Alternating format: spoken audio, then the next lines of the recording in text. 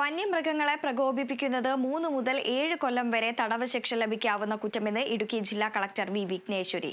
എല്ലാവരും ഇത് മനസ്സിലാക്കണമെന്നും ജാഗ്രത പാലിക്കണമെന്നും കളക്ടർ പറഞ്ഞു.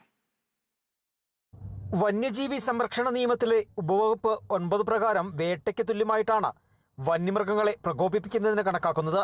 ഹോണടിച്ചും വാഹനം വിരമിച്ചും പീപ്പി വിളിച്ചും മറ്റും വന്യമൃഗങ്ങളെ പ്രകോപിപ്പിക്കുന്നത് ജാമ്യമില്ലാത്ത കുറ്റമാണ്. അതിനാൽ എല്ലാവരും ഇക്കാര്യത്തിൽ ജാഗ്രത പാലിക്കണം. അതിഥി തൊഴിലാളികളെ സംബന്ധിച്ച് വിശദമായ വിവരങ്ങൾ ലഭ്യമാക്കാൻ തൊഴിൽ, വിദ്യാഭ്യാസ, തദ്ദേശ സ്വയംഭരണ വകുപ്പ് ഉദ്യോഗസ്ഥർക്ക് യോഗം നിർദ്ദേശം നൽകി. ജില്ലയിലെ അറവുശാലകൾ സംബന്ധിച്ച് കൃത്യമായ കണക്കെടുക്കണം. ബാലവേല സംബന്ധിച്ച് എല്ലാ പഞ്ചായത്തുകളിലും ബോധവൽക്കരണം നടത്തണം. പ്ലാന്റേഷനുകളിൽ നോട്ടീസ് നൽകണം.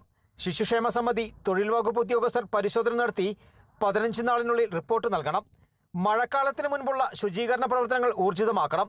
ജില്ലയിലെ മറ്റ് വികസന പദ്ധതികളെക്കുറിച്ചും യോഗം വിലയിരുത്തി. ജില്ലാ കളക്ടർ വി വിഘ്നേശ്വരി അധ്യക്ഷത വഹിച്ചു.